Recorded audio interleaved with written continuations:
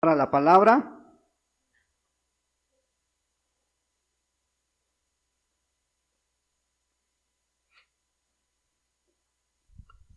Hoy vamos a dar la cuarta plática de doctrinas no fundamentales. Y vamos a Romanos 9. Romanos 9.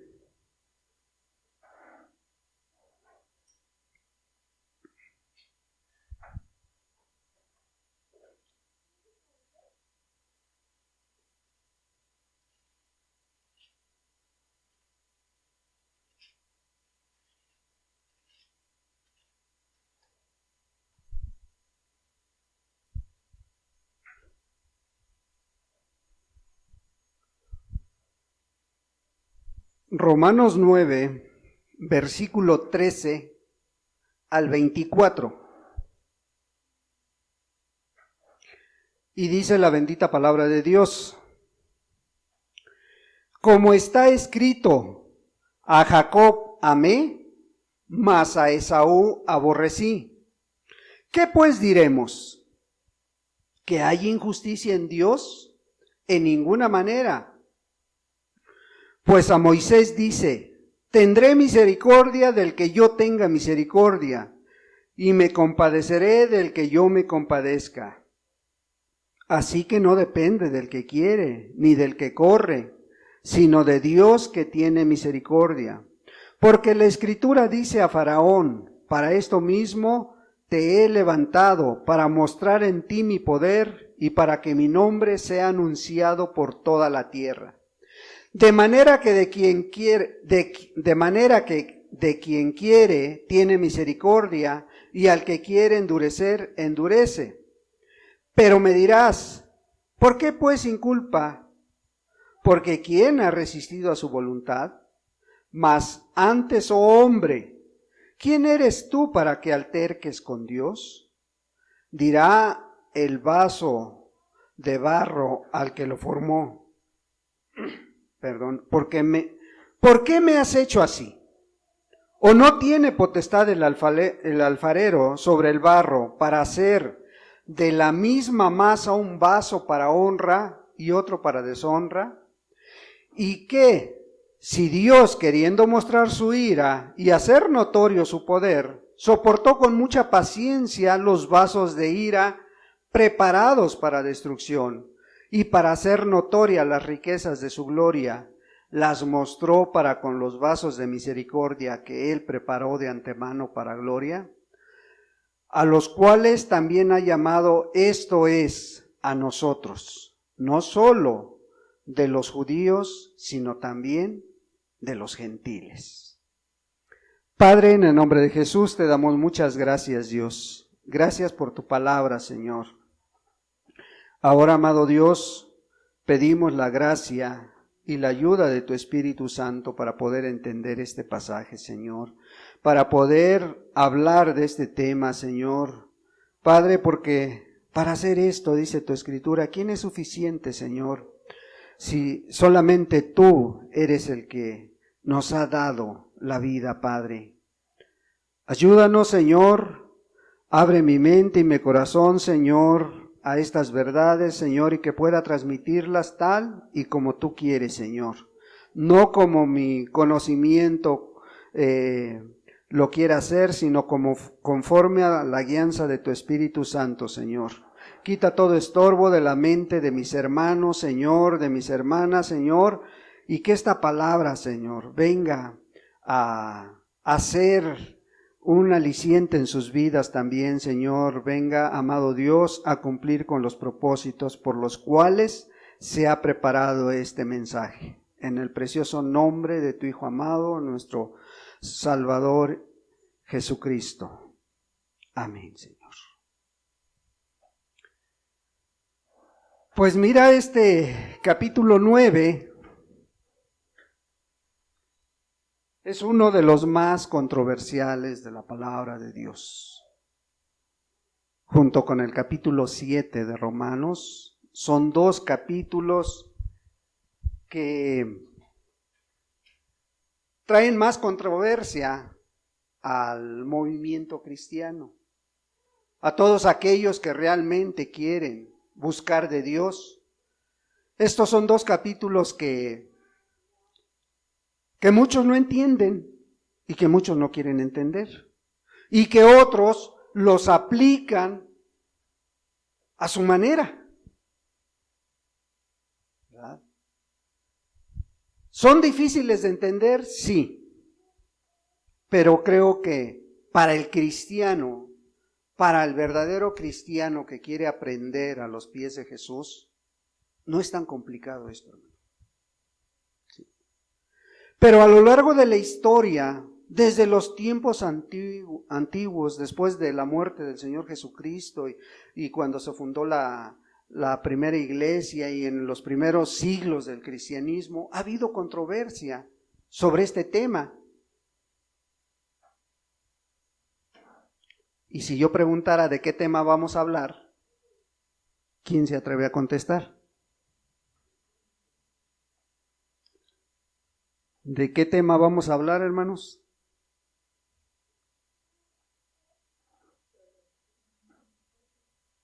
¿Cómo? La misericordia de Dios. No, porque esa es una doctrina fundamental, hermana. ¿La qué? Predestinación, en parte por ahí va. De hecho, el capítulo a eso está enfocado, ¿verdad? A eso está enfocado, porque está diciendo: a Jacob amé, mas a Esaú aborrecí, ¿verdad? Pero pues este capítulo nos habla de la grandeza de Dios, nos habla de la soberanía de Dios, nos habla de cómo Dios es el que nos dio vida, es el que nos formó, ¿verdad?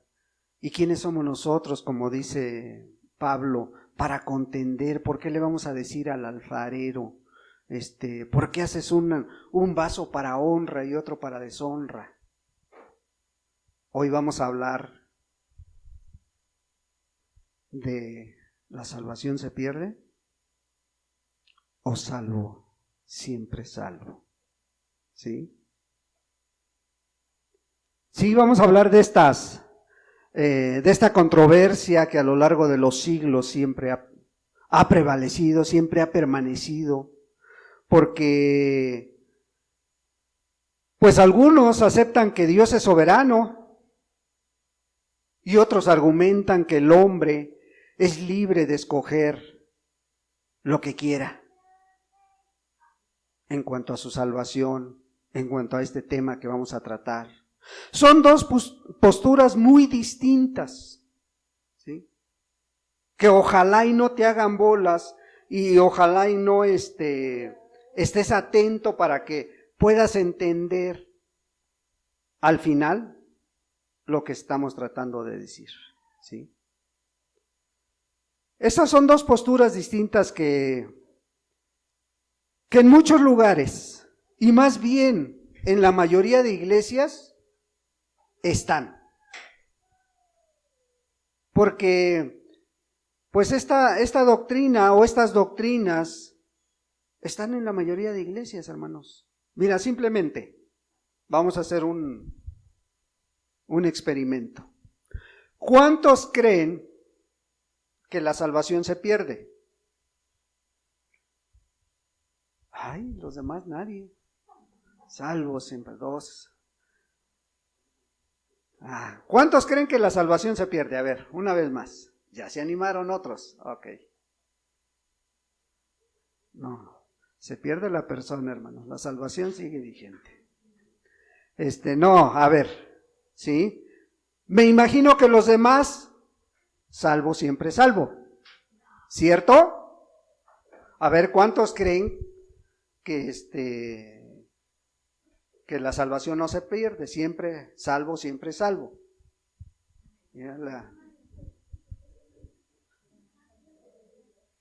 Yo pensé que ya había cambiado Raquel, pero dice que no, que mejor si se pierde, dice.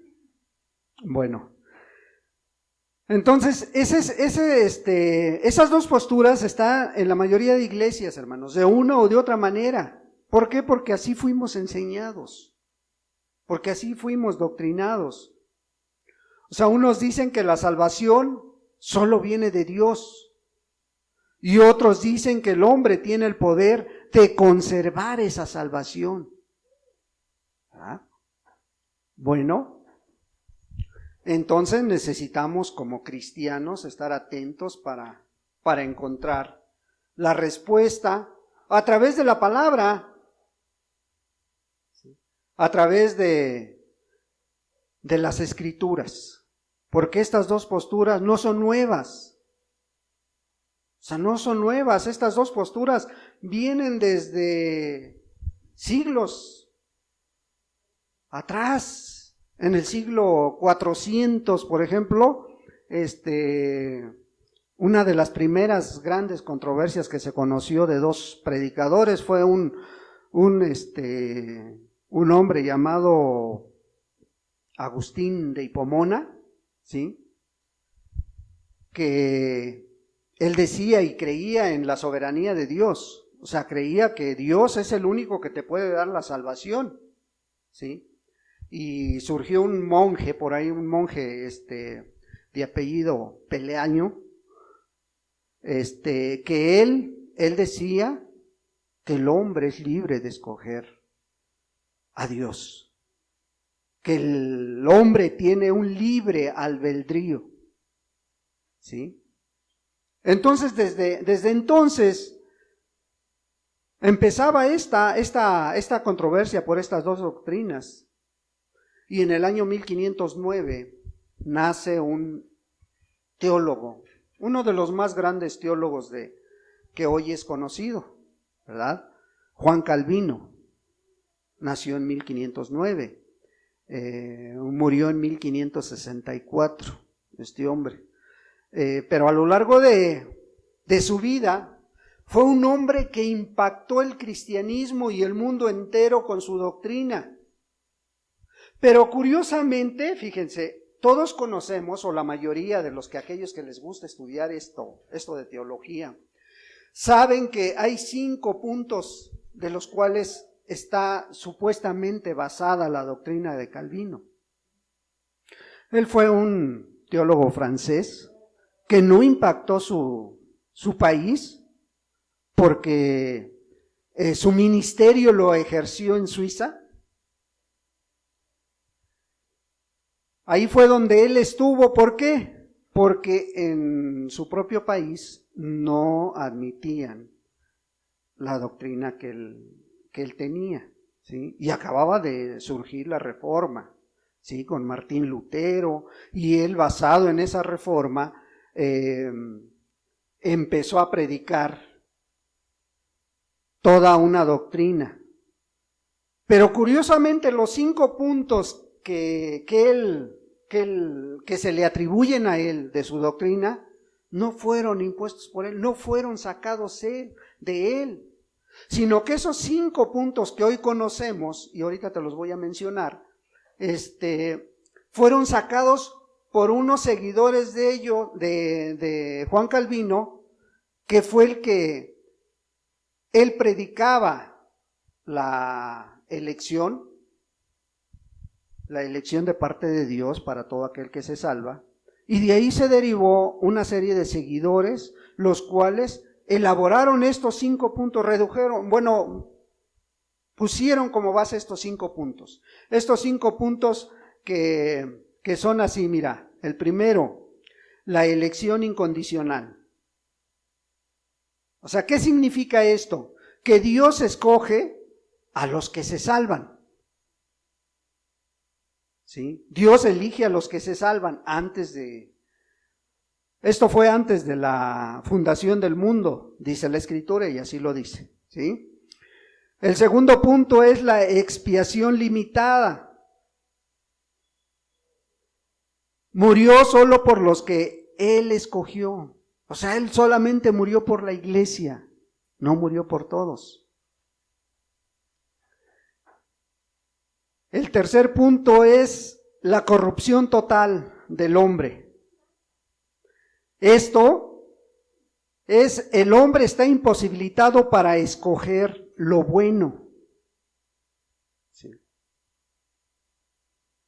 El cuarto punto, la gracia irresistible. O sea, ¿qué es esto? Dios te regala la gracia. O sea, tú no puedes obtenerla. Dios te regala la gracia. Quinto y último punto, y es el que hoy estamos mirando, la perseverancia de los santos. ¿Qué significa esto? Que aunque tú quieras perderte, Él no te va a dejar. O sea, salvo, siempre salvo. ¿Sí? De ahí es el argumento de muchos que predican la doctrina de Juan Calvino. ¿Sí? Pero si nos vamos a su historia, si nos vamos a su biografía, miraremos que que muchos de estos puntos han sido tergiversados, han sido cambiados. ¿Por qué? Porque no es la esencia de lo que él predicaba. Él fue un hombre digno de ser llamado hijo de Dios. Su historia, su biografía, su obra, todo lo avala. Que él fue uno de los reformadores y uno de los que más almas llevó a las plantas de Cristo Jesús. Pero como no podía quedarse él solo, 4 años antes de que muriera, en 1560,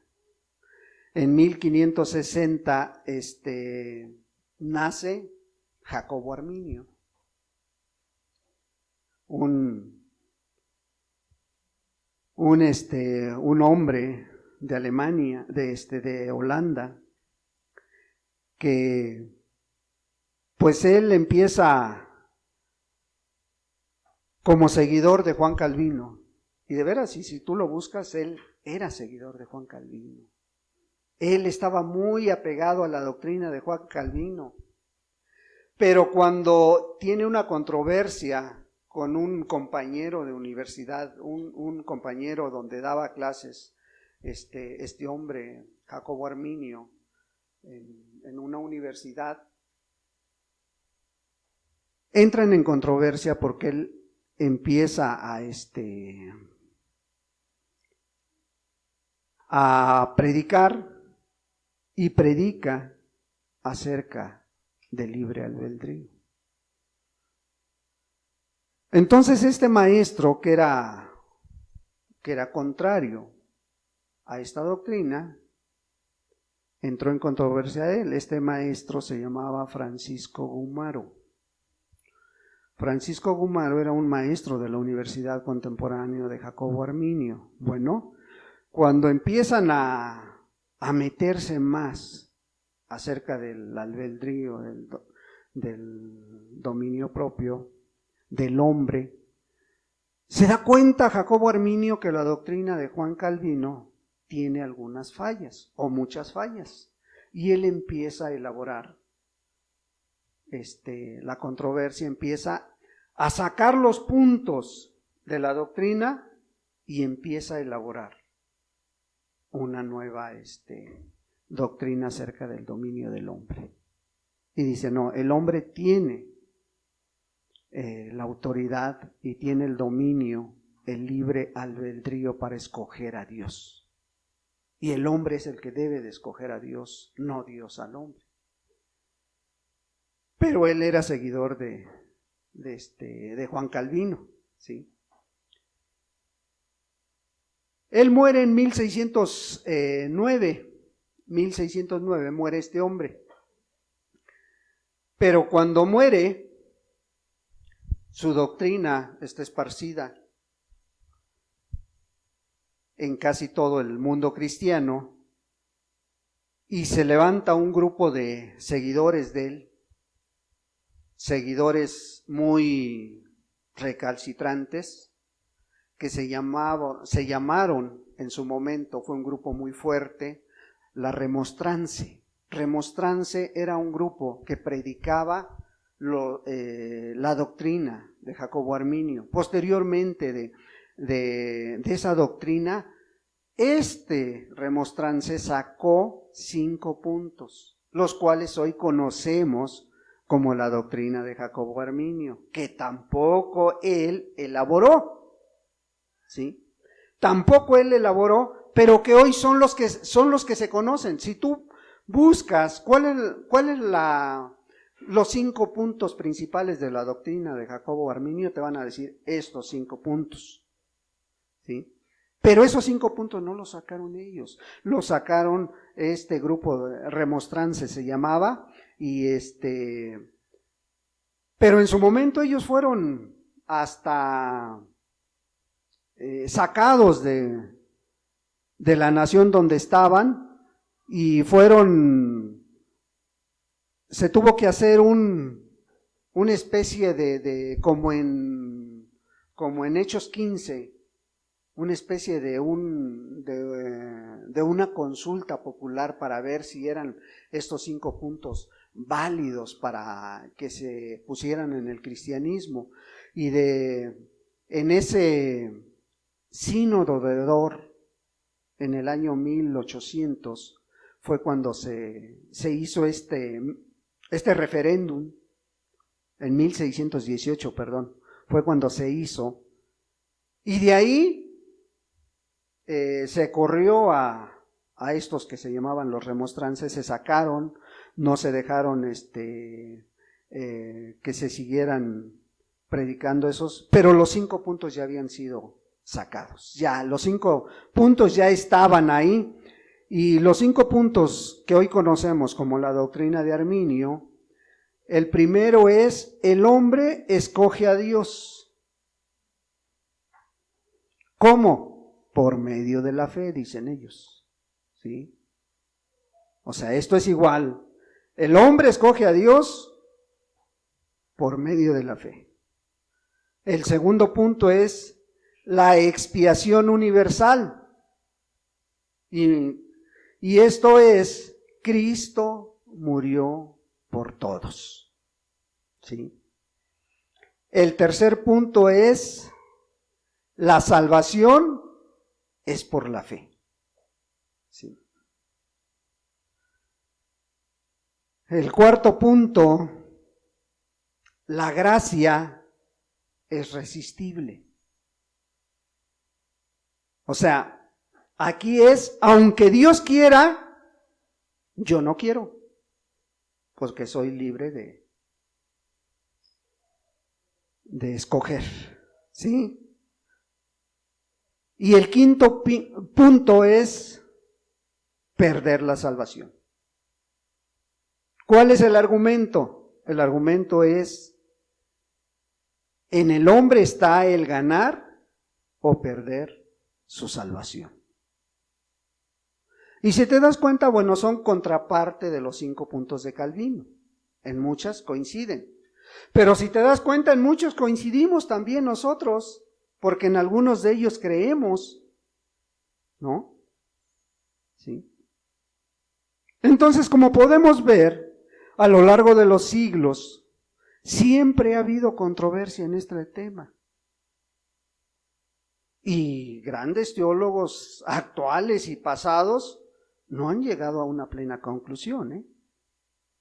No han llegado a una real respuesta a todo esto.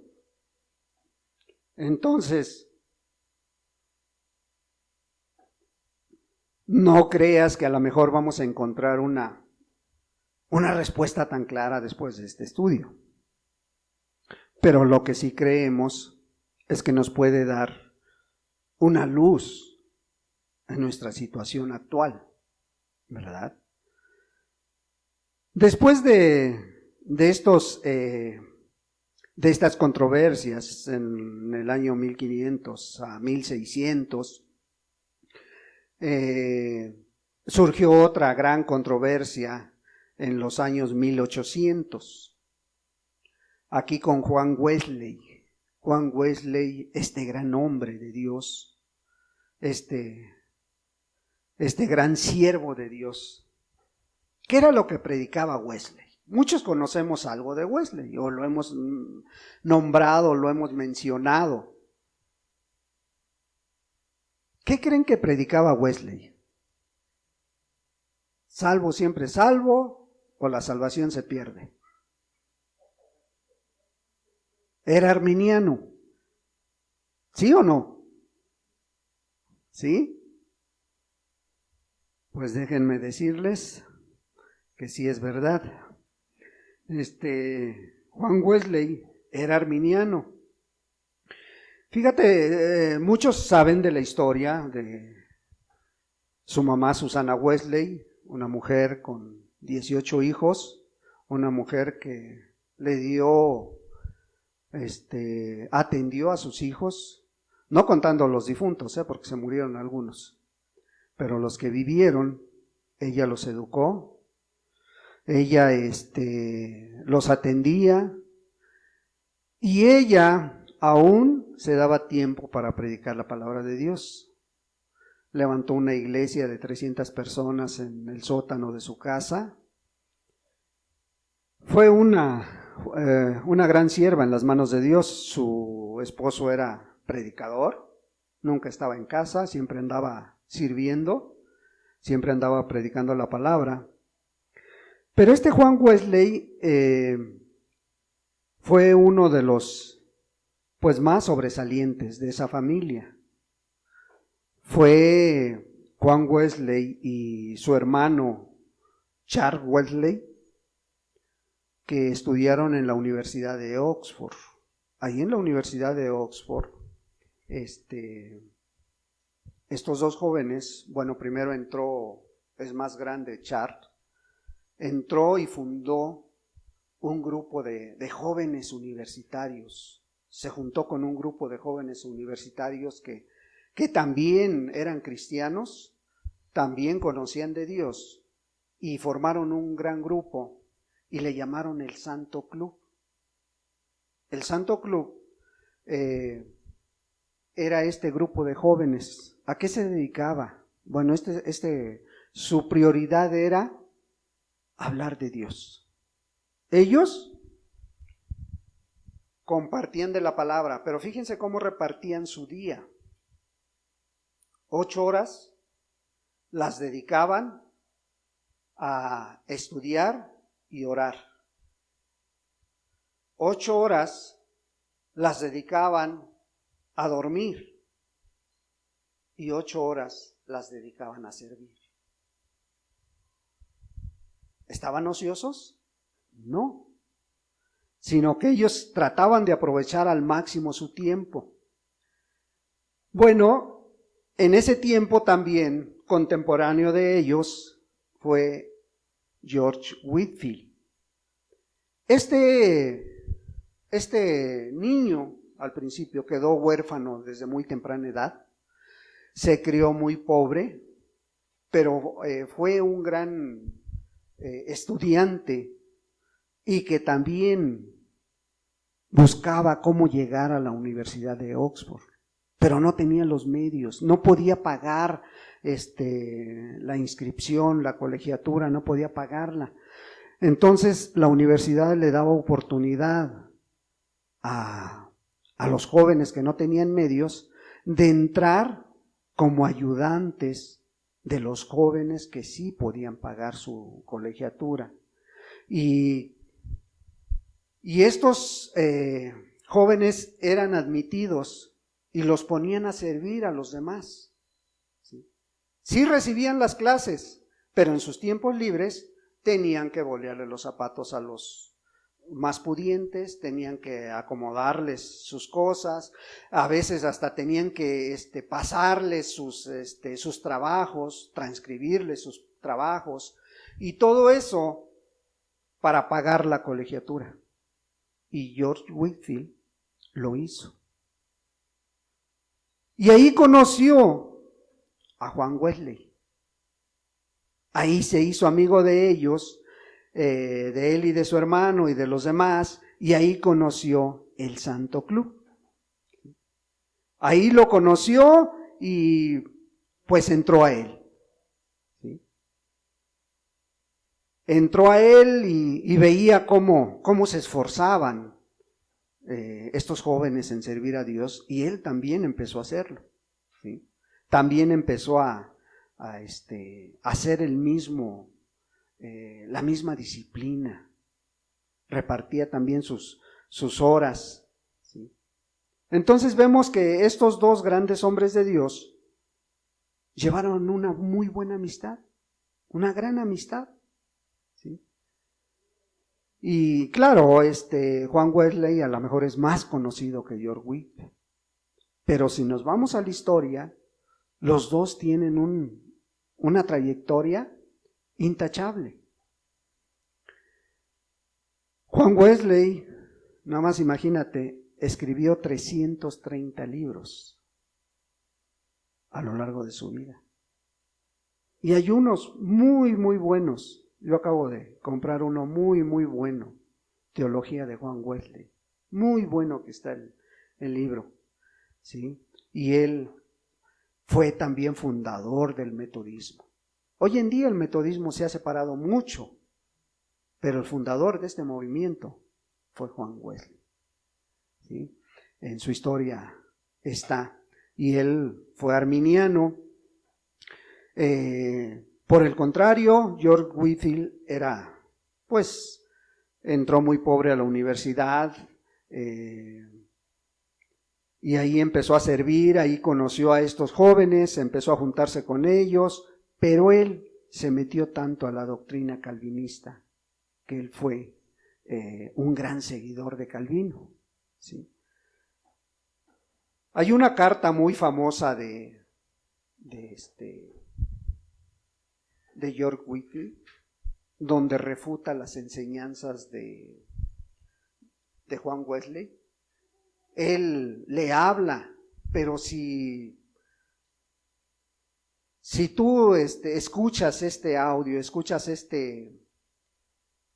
estos argumentos que él le daba a través de esta carta, no es como hoy en día que ya un predicador está hablando de otro, ya un hermano habla del otro hermano y están diciéndose hasta de lo que se van a morir. No, esta carta, si algo tiene y sobresale, es el amor que mostraba George Whitefield. Él es considerado en el siglo XVIII como el más grande evangelista que hubo en ese siglo, ¿sí? Y él fue uno de los que empezó a predicar la palabra al aire libre, ¿sí? Por el contrario, Juan Wesley se fue a las iglesias, y otro varón, se fue al aire libre, a predicar a las casas, al aire libre, y dejó toda una enseñanza y dejó todo un avivamiento que fue el gran despertar en Inglaterra, ¿verdad? Pero nunca pudieron caminar juntos porque uno se inclinaba más hacia una doctrina que el otro. Pero si te das cuenta, sus vidas estaban llenas de amor, de misericordia, de santidad y de almas llevadas a Cristo Jesús. Entonces vemos que la doctrina no es fundamental si la vives tal cual la entiendes, ¿sí? Si no pones tu argumento en que, pues si ya soy salvo, entonces hay que darle vuelo a la hilacha, ¿no? No, pero como me puedo perder, pues siempre ando temeroso de todo. Ay, no hagas esto, no hagas aquello, no te vacunes, no hagas esto, no hagas lo otro. No. Sí. No, ellos no vivían así. Ellos no se iban a estos extremos. Ellos buscaban siempre agradar a Dios, no agradarse a sí mismo. Y eso es muy diferente, ¿verdad? Entonces, pues vemos que derivado de estas dos doctrinas, hoy en día estas dos posturas en las iglesias siguen presentes, ¿sí? Siguen presentes y muy presentes. Unos creen que la salvación se pierde y otros no, ¿sí? Y esta controversia va a seguir a lo largo del resto que Dios nos permita tener vida y de que Cristo venga por su iglesia.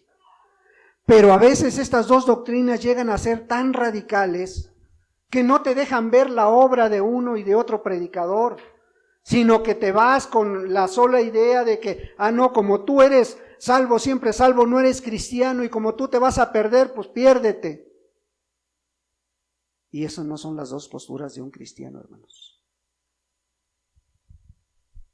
Porque en lugar de ayudar, se juzgan unos a otros, ¿sí? Son posturas que, la verdad, a veces hasta vergüenza dan en el mundo cristiano. Porque muchos piensan que solo ellos son cristianos.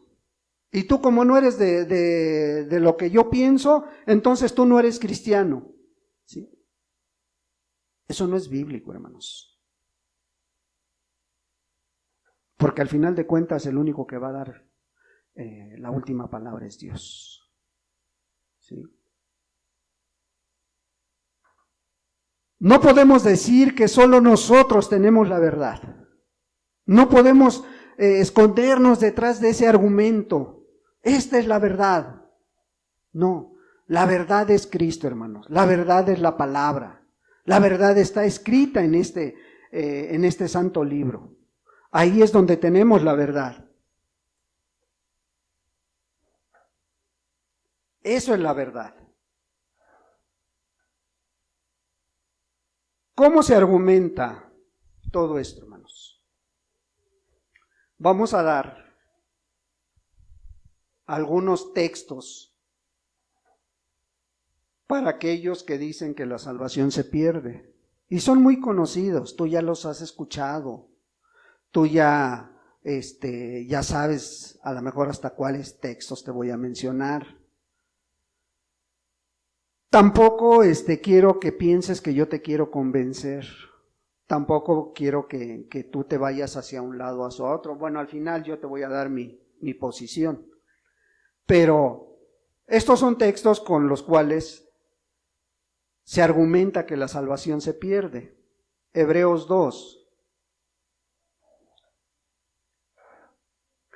versículo 1 al 3. Dice así: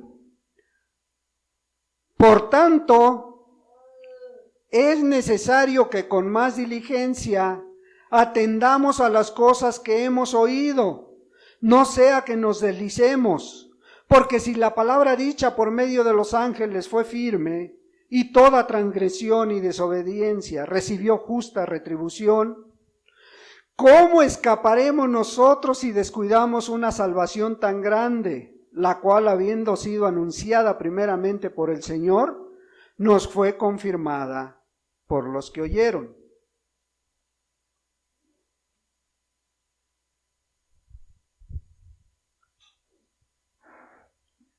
¿Cierto o no nos está mencionando la salvación? No en todas las versiones dice salvación, déjame te digo. Pero si te das cuenta, hay una gran clave que te está dando el versículo 1. El versículo 1 te dice, por tanto. ¿Qué significa por tanto? Por tanto, acuérdate que hasta el año 1500 no había comas ni puntos. Esos ya vinieron en ese siglo, en el año 1500. Pero ahí está hablando, está hablando de un Está dando continuidad a un tema que viene hablando, ¿sí? Y ahí ese por tanto, y enseguida la coma, te está diciendo, bueno, el tema que estamos tratando antes es este. Y te está hablando de el evangelio, está hablando de la palabra. Sí.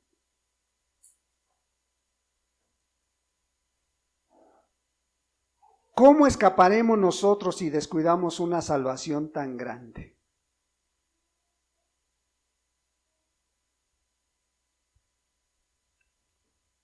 Pero ahí está hablando de la palabra de Dios, o sea, del evangelio de Dios, ¿sí?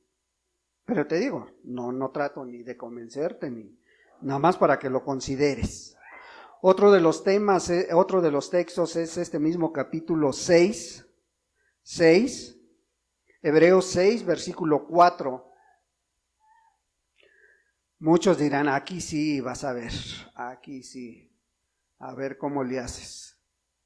Te vuelvo a repetir, no estoy tratando ni de convencerte, sino de darte argumentos bíblicos y de argumentos hermenéuticos para que podamos entender la palabra de Dios, ¿verdad? Porque al final de cuentas la Biblia solamente se explica con la propia Biblia, o sea, solamente se explica ella misma, ¿sí? No hay otro, pero sí hay esta materia de la hermenéutica para saber cómo interpretar la Biblia, cómo estudiarla. Hebreos 6:4 dice, porque es imposible que los que una vez fueron iluminados y gustaron del don celestial y fueron hechos partícipes del Espíritu Santo, y asimismo gustaron de la buena palabra de Dios y los poderes del siglo venidero, y recayeron, sean otra vez renovados para arrepentimiento, crucificando de nuevo para sí mismos al Hijo de Dios y exponiéndoles a vituperio. Porque la tierra que bebe la lluvia, que muchas veces cae sobre ella y produce hierba provechosa, aquellos por los cuales es labrada, recibe bendición de Dios. Pero la que produce espinos y abrojos es reprobada, está próxima a ser maldecida y su fin es ser quemada.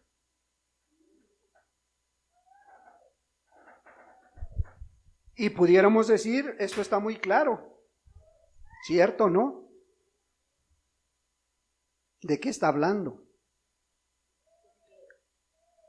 Está hablando, sí, está haciendo una alegoría de aquellas personas que van a una iglesia, que asisten a una iglesia, de aquellas personas que que escuchan la verdad, ¿sí? Y están ahí cada 8 días o que están constantes escuchando la palabra de Dios. ¿Por qué te digo esto? Mira, primero, el versículo 4. Porque es imposible que los que una vez fueron iluminados y gustaron del don celestial,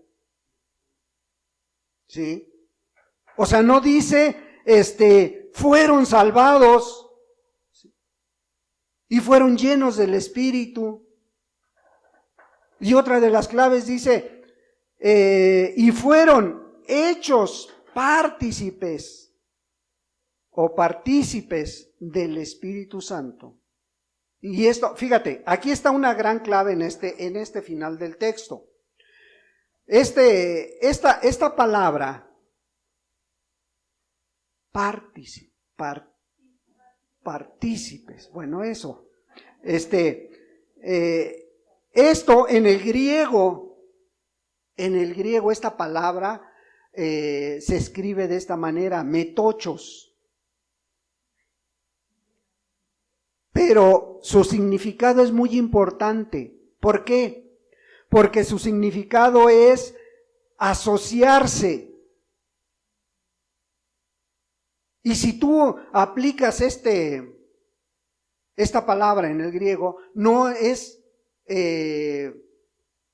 estar dentro o tenerlo, es asociarse.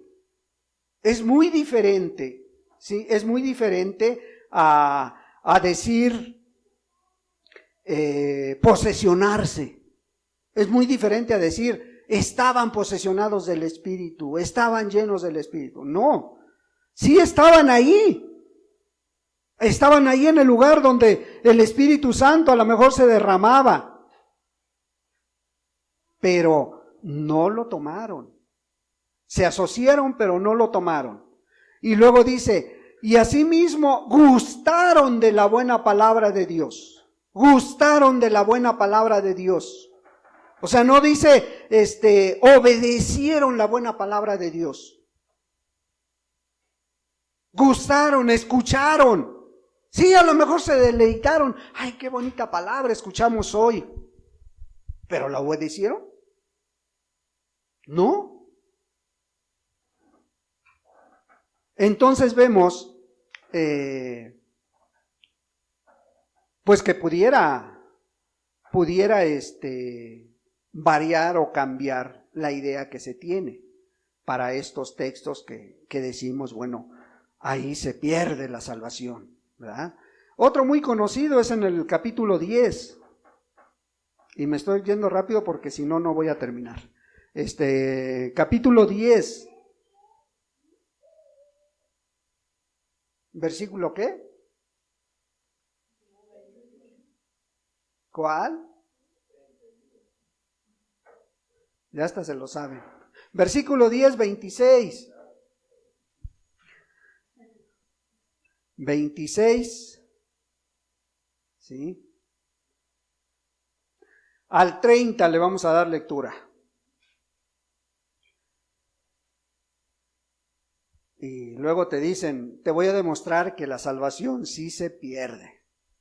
Dice, porque si pecáramos voluntariamente después de haber recibido el conocimiento de la verdad, ya no queda más sacrificio por los pecados, sino una horrenda expectación de juicio y de hervor de fuego que ha de devorar a los adversarios.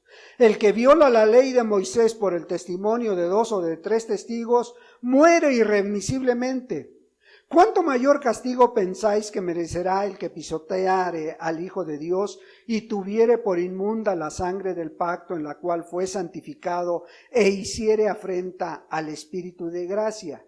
Pues conocemos al que dijo, mía es la venganza, yo daré el pago, dice el Señor. Y otra vez el Señor juzgará a su pueblo. Horrenda cosa es caer en manos del Dios vivo, para de una vez darle lectura al texto que dijo el hermano. Y te dicen, ¿cierto o no cierto que la salvación se pierde? Ahí está, hermano. Ahí está bien claro. Nada más que para entender estos versículos, hay que leer el contexto, hermano. Hay que leer el contexto de lo que está hablando. Y si tú lees el capítulo 10, te darás cuenta que siempre el escritor de los Hebreos en este capítulo 10 está hablando de los sacrificios de los animales. ¿Sí? Y en el 26 está argumentando, porque si pecáramos voluntariamente después de haber recibido el conocimiento de la verdad. Y una vez más, no nos está diciendo porque si pecáramos voluntariamente después de haber obedecido a esta verdad. ¿Sí? O sea, está hablando de esos sacrificios ceremoniales y posteriormente los está diciendo, bueno, si en aquel tiempo, en la ley de Moisés dice, con 2 o 3 testigos, tenía que ser muerto. ¿Cuánto más, dice, crees que se merezca aquel que pisoteare la sangre de Cristo Jesús? Sí. Otro de los textos muy conocidos, Apocalipsis 3.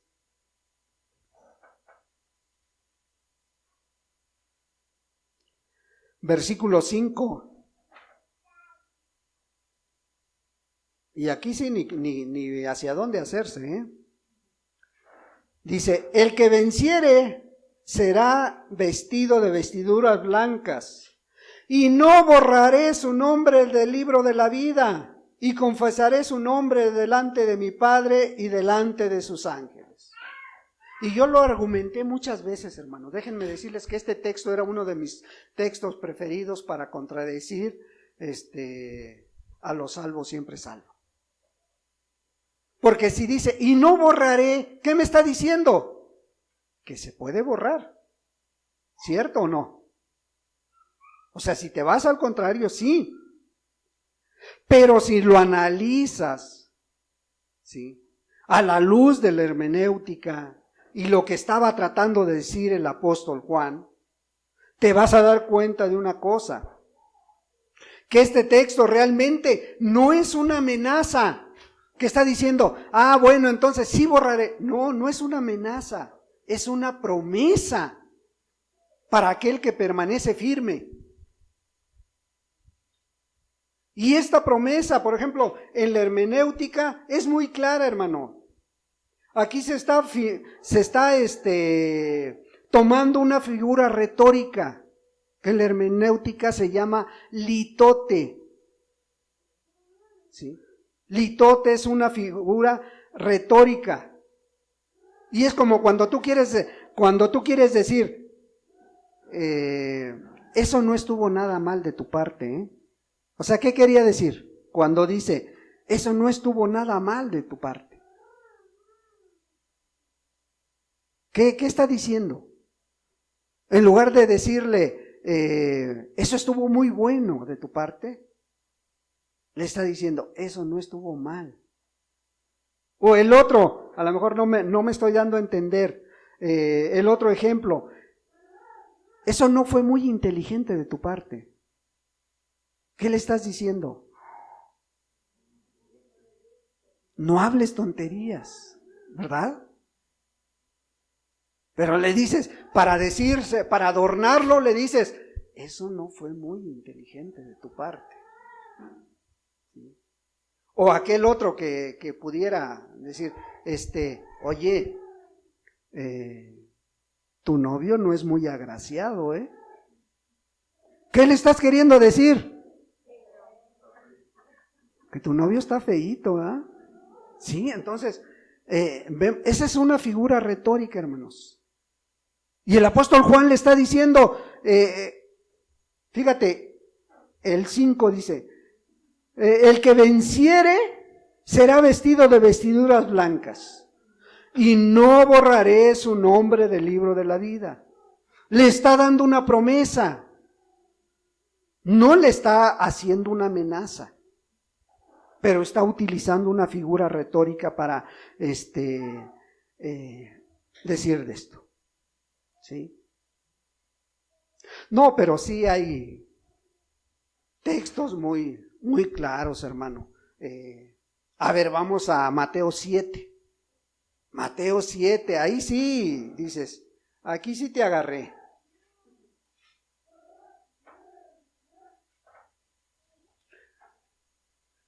Mateo 7, versículo 21. ¿Sí?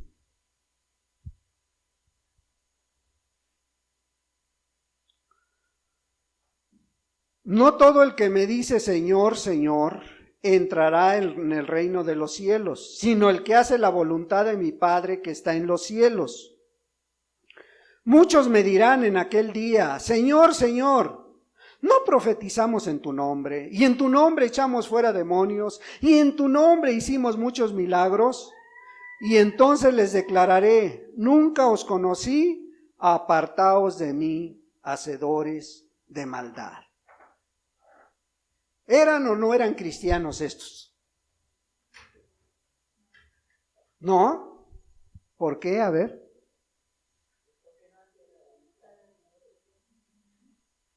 ¿Algún otro argumento? ¿Por qué no eran cristianos estos? Eran fariseos. Pues aquí no dice que eran fariseos, ¿eh? Aquí está hablando de gente que iba cada 8 días al servicio. Está hablando de gente que normalmente estaba ahí en las iglesias. Está hablando de gente que predicaba la palabra de Dios. Está hablando de gente que hacía milagros. Está hablando de gente que servían. Está hablando de gente que estaba ahí constante. Por eso la pregunta, ¿eran o no eran cristianos?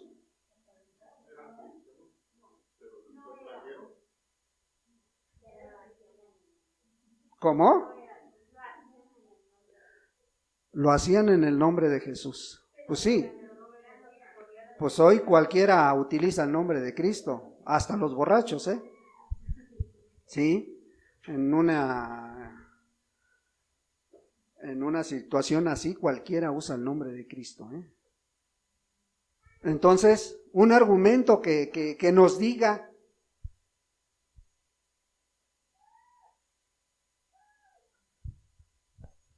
está muy claro, ¿eh? Muy, muy, muy claro, hermanos, el argumento para decir, estos no eran cristianos. No obedecían a... No convertidos. Pero si me lo argumentas con estos 3 textos,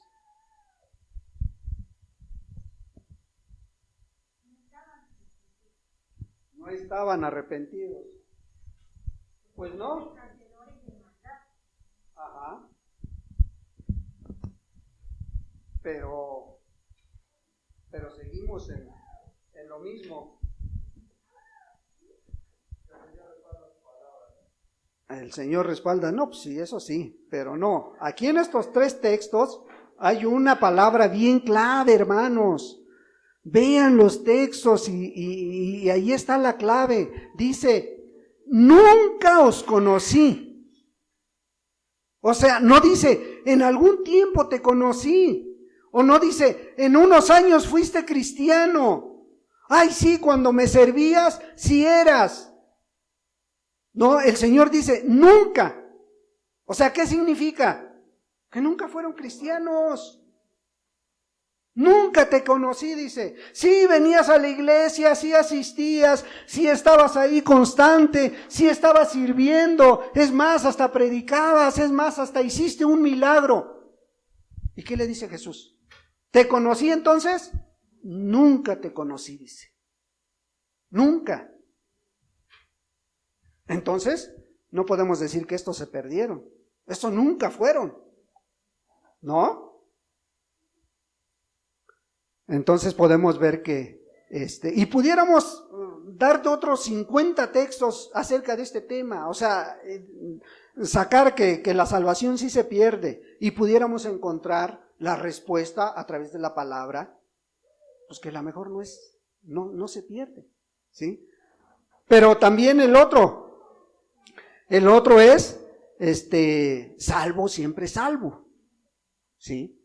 También, pues, por justicia tenemos que dar también argumentos acerca de este salvo siempre salvo, ¿no? Por ejemplo, Juan 10:27.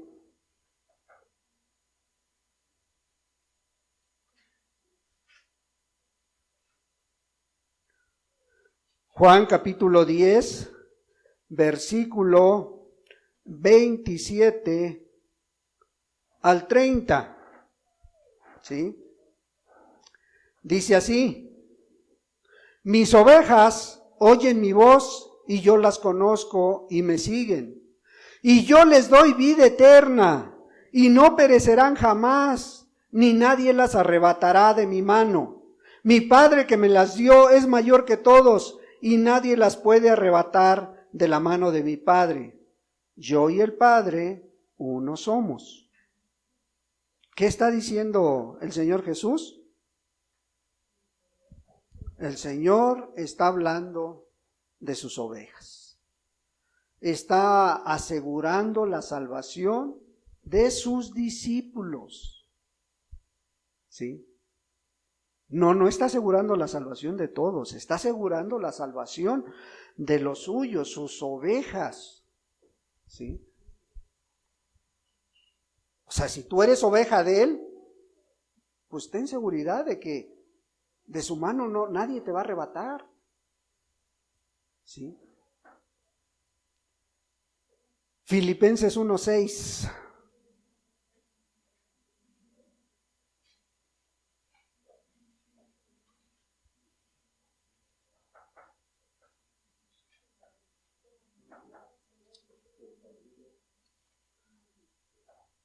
Filipenses 1:6.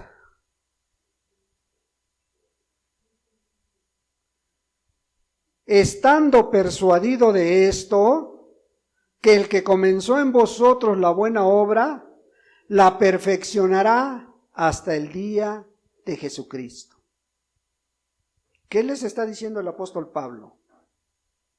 Les está hablando a los filipenses, a la iglesia de Filipos, y les está diciendo, estando persuadido. ¿Qué significa esto? Estando seguro. ¿Sí? Estando confiando. Estado confiando que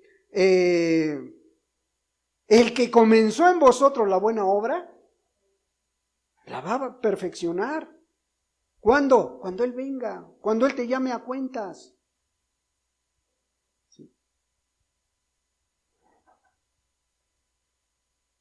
Segunda de Timoteo.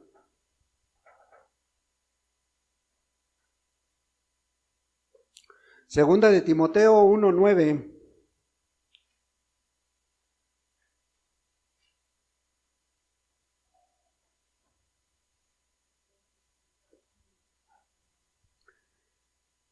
Quien nos salvó y llamó con llamamiento santo, no conforme a nuestras obras, sino según el propósito suyo y la gracia que nos fue dada en Cristo Jesús antes de los tiempos de los siglos. Para los que no creen en la predestinación, este es uno de los textos más claros. Quien nos salvó y llamó con llamamiento santo. O sea, Él te apartó. Él te llamó y te apartó, no conforme a nuestras obras, sino según el propósito suyo y la gracia que nos fue dado en Cristo Jesús antes de los tiempos de los siglos. Antes de la existencia de este mundo, antes que tú nacieras, Jesús ya te tenía contemplado, ¿sí? Vemos que, pues, Él nos escogió para salvación antes de los tiempos de los siglos, ¿sí? Juan 3:18.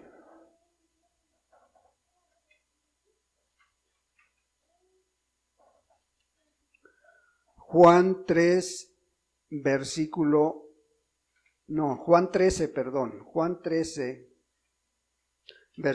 18.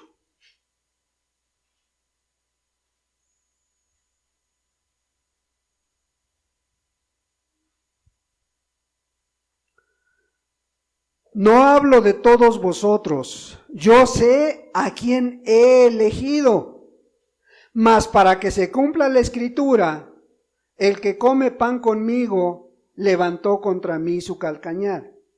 ¿Sí? ¿Qué dice el Señor Jesús en este texto? Bueno, que Él les estaba hablando no a todos.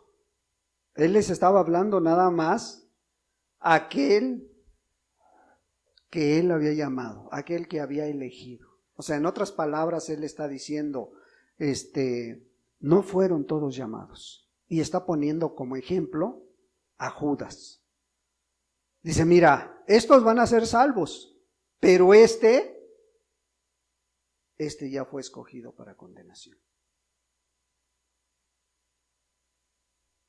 Es difícil para nuestra mente tan finita entender esto, que unos fueron escogidos para honra y otros para deshonra. A lo mejor es lo que nos cuesta tanto.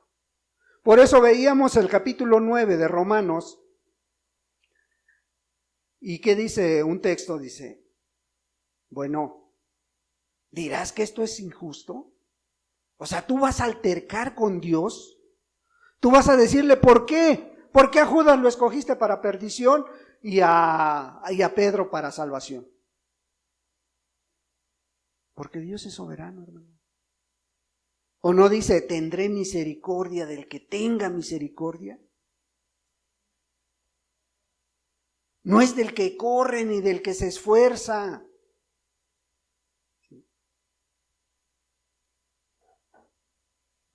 Pero son grandes preguntas que a lo mejor ahí te van a estar sonando en tu cerebro, en tu cabeza, ¿verdad? Ahí mismo Juan 15, versículo 16.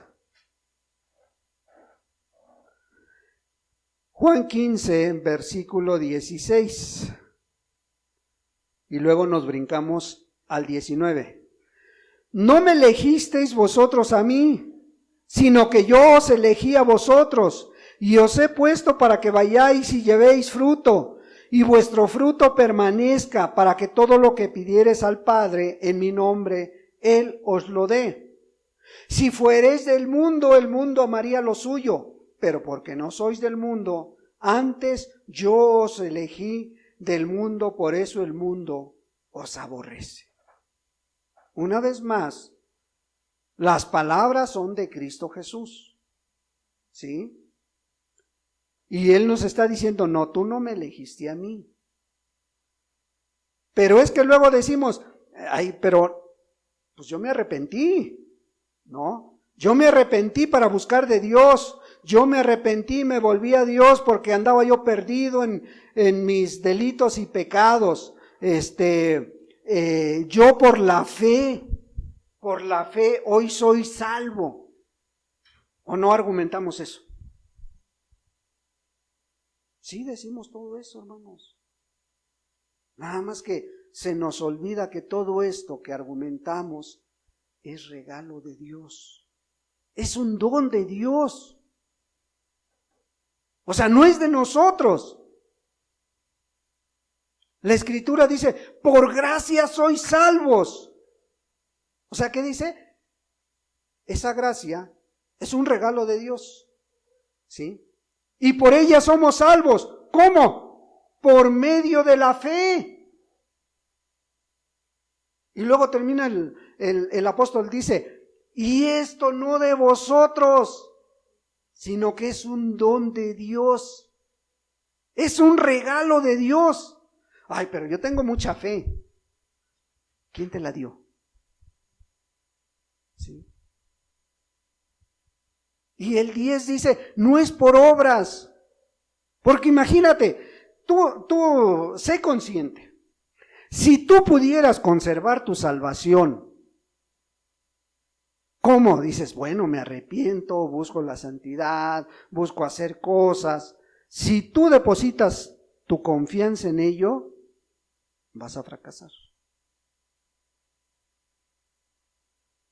Pero si tú miras a Jesús, si tú realmente te das cuenta quién eres, y somos carne, y nuestra carne tiende a hacer lo malo. Porque si tú le das a tu carne, escoge, ¿qué quieres hacer? ¿Dormir o orar? Pues dormir. ¿Sí? ¿Dormir o leer la Biblia? Pues dormir. ¿Sí?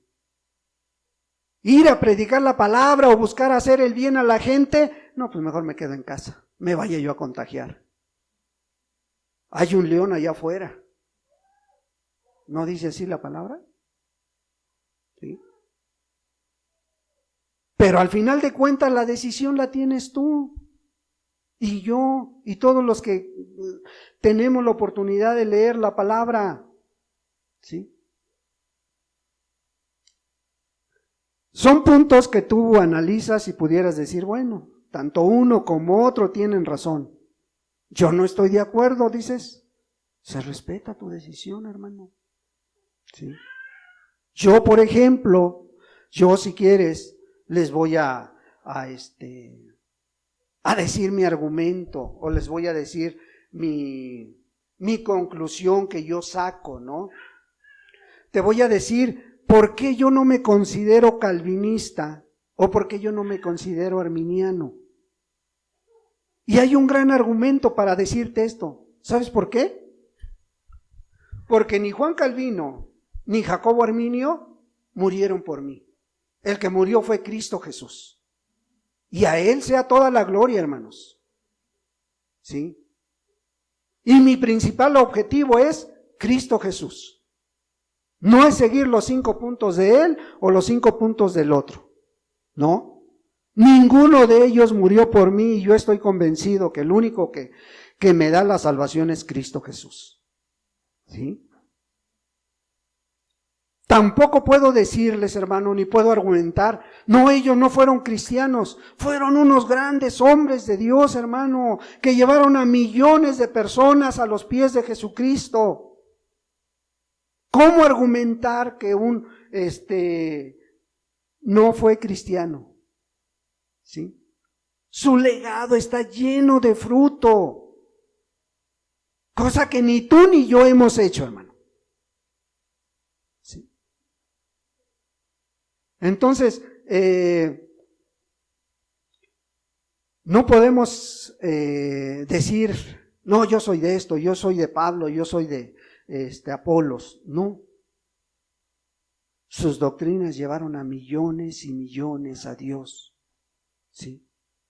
Si miramos atentamente y buscamos su historial de ellos, su caminar, ellos nunca pusieron un tropiezo a los demás, ni buscaban el prietito en el arroz. No, ellos siempre trataron de dar sus argumentos, siempre como con la palabra de Dios.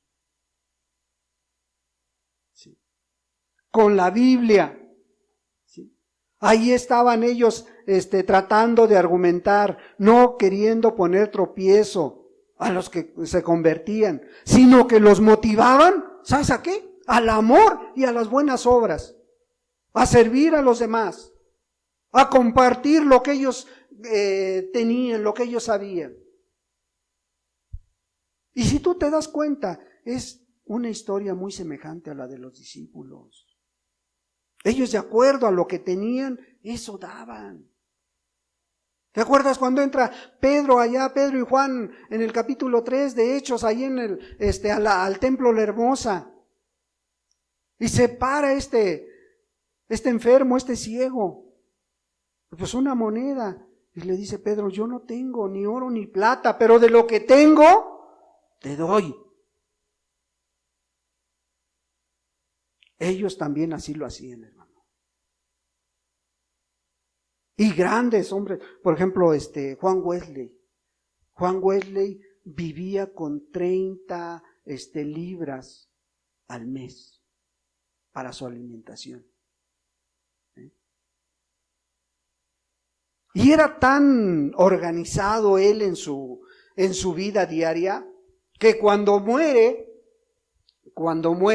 le dice a los encargados de su funeral, no quiero que me lleven en carroza. Quiero que vayan y contraten a 4 desempleados y les paguen tanto para que me lleven al panteón. Y dejó el dinero para pagarles. O sea, era tan organizado que su objetivo era hacer el bien a los demás. Ellos, por ejemplo, Juan Calvino y Jacobo Arminio, no llevaban a las iglesias a una sola cosa, a buscar la santidad progresiva, a ser cada día más santos delante de Dios, no delante del hombre. Ellos motivaban a las iglesias a una santidad progresiva, pero que se fuera notando en sus vidas, que se fuera viendo en su caminar diario. ¿Sí? En su caminar ellos no admitían los pecados escandalosos, porque ellos fueron ejemplo de eso. Tú no vas a encontrar en su historia de vida, no vas a encontrar pecados escandalosos, porque ellos sabían a quién habían creído. Sí, con diferencias en cuanto a sus conceptos, pero sabían que su principal interés era parecerse a Cristo Jesús. Como hoy en día debería de ser la iglesia. Romanos 8:29 dice que el único propósito con el cual Él nos ha llamado es que nos parezcamos cada día más a Cristo Jesús. Y eso es muy claro, muy evidente, hermanos. Y ellos lo hacían. Su interés principal era parecerse a Cristo, hermanos. Este es el objetivo principal del cristiano. O debería de ser del cristiano, hermano. Tuyo y mío. Sí. Pero no, yo no me considero ni calvinista ni arminiano. ¿Sí? No sé si Dios me escogió. Sí. Esto lo sabré cuando esté frente a Él, hermano. Lo que me queda es cada día ponerme en sus manos y llegar a ese encuentro tan glorioso con Él. Lo que me queda es, quiero ser salvo por todo el resto de mi vida. No es pensar, bueno, ya soy salvo, ya entonces vamos a tirarnos a la hamaca. No. Es buscar cada día que tus rasgos, que tus acciones, tu forma de vida vaya creciendo cada día más en santidad. Porque al final de cuentas, ¿quién está seguro de que fue elegido?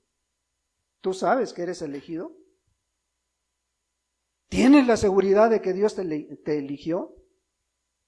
¿Sí?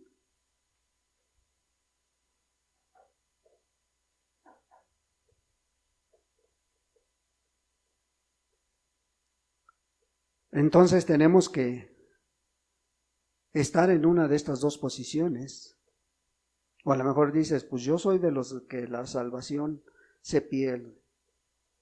Pues si tu salvación se pierde, yo si creyera que la salvación se pierde, estaría dejando de mirar a Jesús y estaría empezando a confiar en mí mismo. Empezando a confiar en que yo puedo, por mi fuerza, por mis obras, yo puedo llegar a esa salvación y dejar de mirar a Cristo Jesús.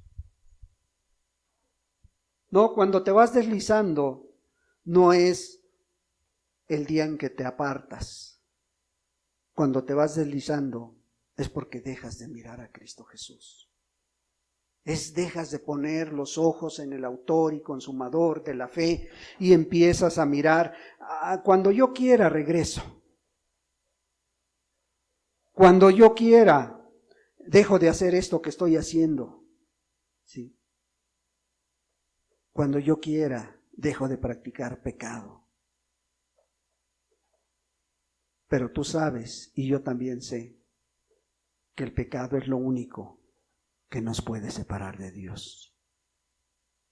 No es tu fuerza, no es tu fe, es el pecado el que te separa de Dios. Entonces, ¿tú de qué lado estás, hermano? ¿De qué lado te encuentras? ¿Crees perder tu salvación o salvo siempre salvo?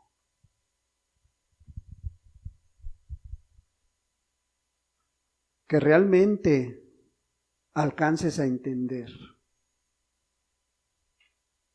que cualquiera de estas dos posiciones, su objetivo principal de ellos era llevarte a Cristo. No era otra. No era decir yo sé más que tú. No era decir yo tengo la verdad. No. Su objetivo principal era llevar almas a Cristo. Tú sabes.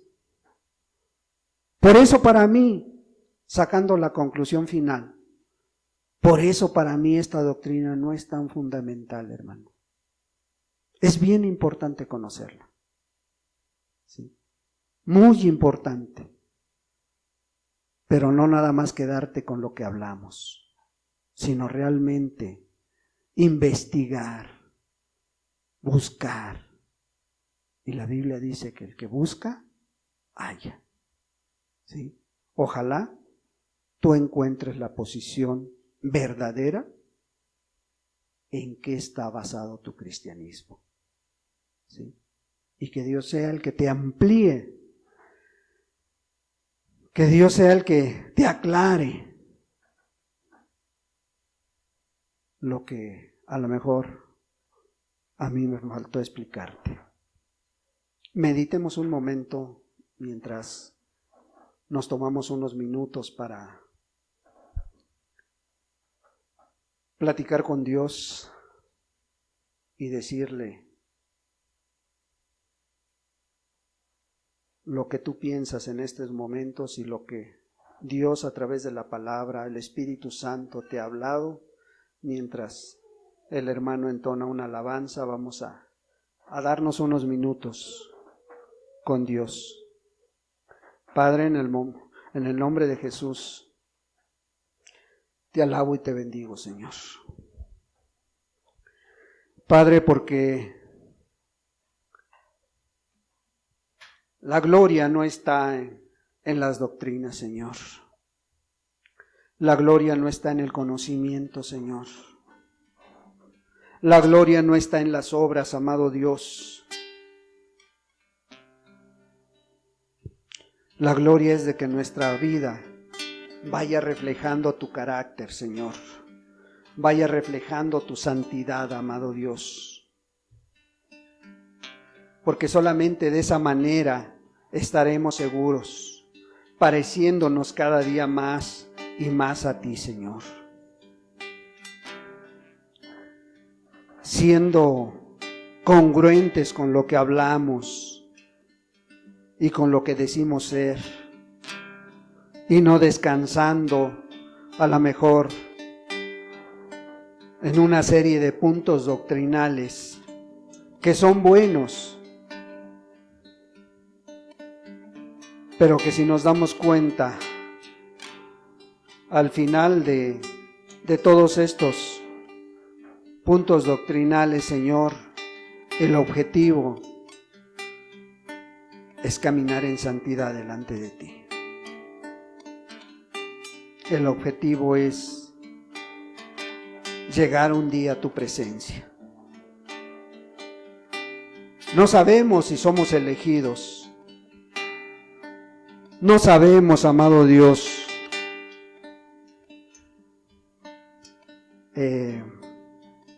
cuál es nuestro destino final. Lo que sí sabemos es que en tus manos estamos seguros. Bendito seas, Dios.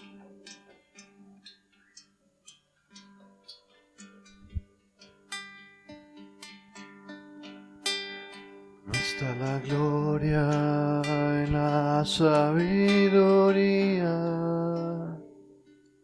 no está la gloria en el poder,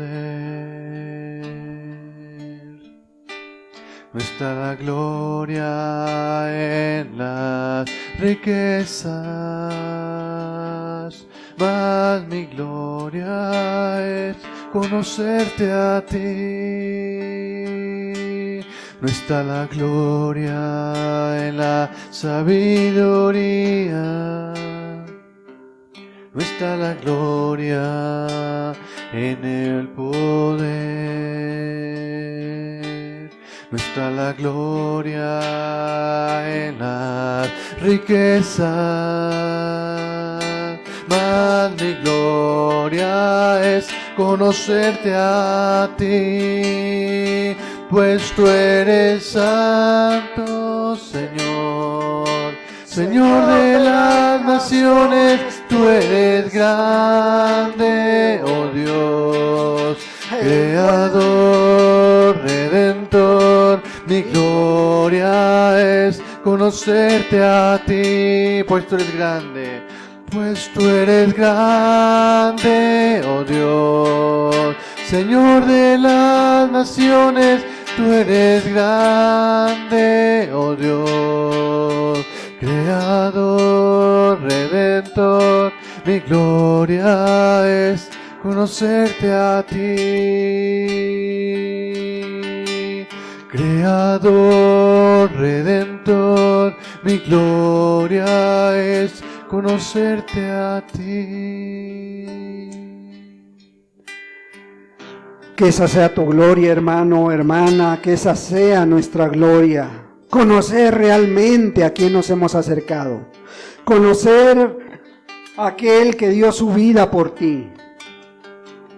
No está la gloria en el conocimiento, no está la gloria en una doctrina, la gloria está en estar en las manos de aquel que no falla, en las manos de aquel que pagó por todas mis maldades, en aquel que me rescató de la vida vana que llevaba yo y que llevabas tú también. Esa debe de ser nuestra gloria, esa debe de ser tu gloria, hermano, porque es la única manera de que un día estemos en su presencia. Y en ese día te vas a dar cuenta si tú fuiste predestinado, si tú fuiste elegido, o si fuiste por tus fuerzas hasta ese trono de la gracia.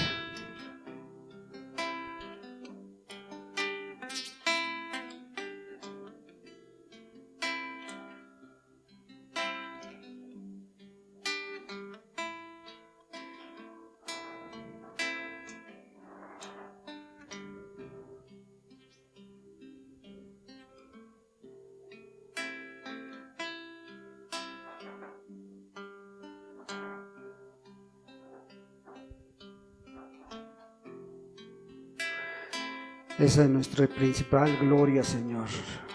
Amarte, buscarte y servirte, Señor. Padre, toma cada uno de los que hoy hemos escuchado tu palabra, Señor. Ven y quita todo aquello que esté estorbando, Señor, para poder parecernos a ti cada día más, Señor.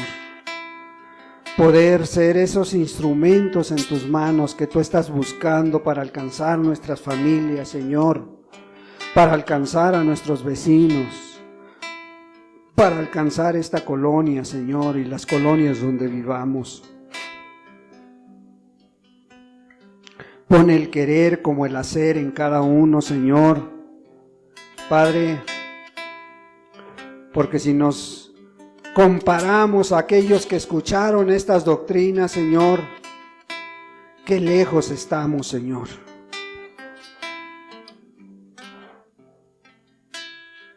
Padre, pero solamente tú puedes transformar nuestras vidas.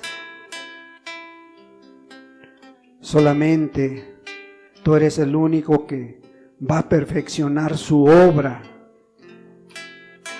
a través de Cristo Jesús. Bendito eres, Dios. Te damos muchas gracias por tu palabra, Señor. Muchas gracias, amado Dios. Y ahora te rogamos que nos lleves a nuestro hogar, Señor, donde tú moras juntamente con nosotros, Señor, y vayas con cada uno de mis hermanos, hermanas, Señor, y sigas bendiciéndoles a lo largo de este día, Padre. Bendice también a aquellos que han de escuchar esta grabación, Señor, que no sea un estorbo para sus vidas, que no sea, Señor, un tropiezo, sino que sea un incentivo para querer parecerse más a ti cada día, Padre. En el precioso nombre de Jesucristo, tu Hijo amado, te damos muchas gracias. Amén, Señor. Y amén.